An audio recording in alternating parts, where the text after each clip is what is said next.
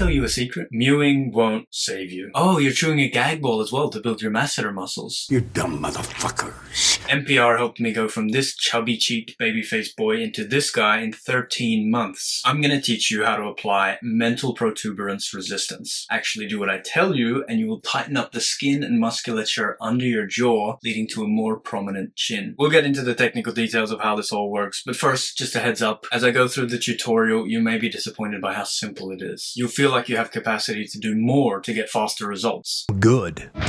MPR training is one piece of the puzzle of reaching your genetic jawline potential. I saw results really quickly once I started doing them all because doing one enhances your progress in the others. Your 1 rep max on bench is going to plateau pretty quickly if you never train your triceps. The one simple exercise you need to learn is called the jaw press. Warming up is one of the steps because not warming up will place all the stress of this exercise on your joints instead of the muscles. Open and close your mouth 30 times. I swish my mouth side to side 20 times to give a good stretch, and then I massage my masseter muscles with my hands. Now pray to God for the strength to resist all the hot chicks that are gonna... No, but you need to put your hands together like you're praying. Push your thumbs curved up against your hands like this. Looks like some kind of double-handed Dragon Ball Z karate chop. Your thumbs are gonna go under your chin on the bone, not the spongy fatty part. You may have already guessed what comes next. If not, You dumb motherfucker. open your mouth in a controlled manner against the resistance of your thumbs. You feel the tension in your suprahyoid muscles under your jaw here, as well as in the masseter region. Now, if you're afraid of someone walking in on you when you're doing this, or you want to do it on the bus, you could just do it by just placing your thumbs there and forget the whole praying thing. But our fingers are there for stability, ensuring that we don't open our mouth inwards or outwards.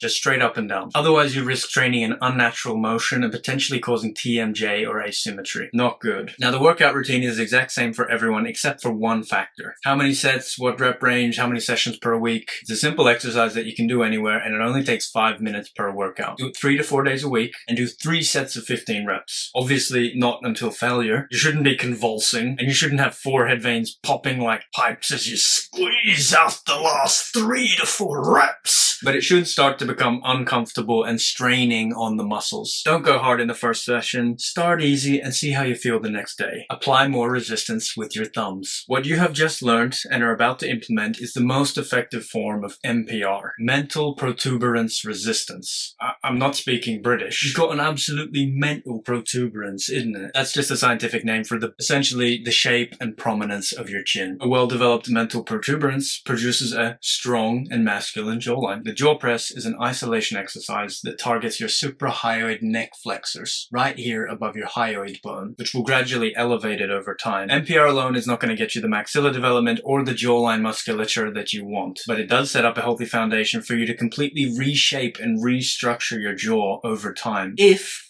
you combine it with the other 3 parts of the jawline formula that I break down in this video. I've worked with many men that already had a decent jawline, they just had to reveal it.